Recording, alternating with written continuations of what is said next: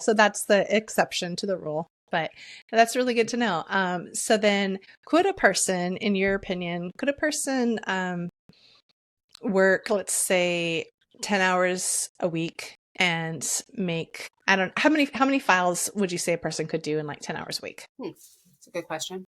Depends on the type of file. True. Yeah. I don't know. I don't know that I know the answer. Okay. 10 hours a week, I would probably say, So 2 hours a day, basically. yeah.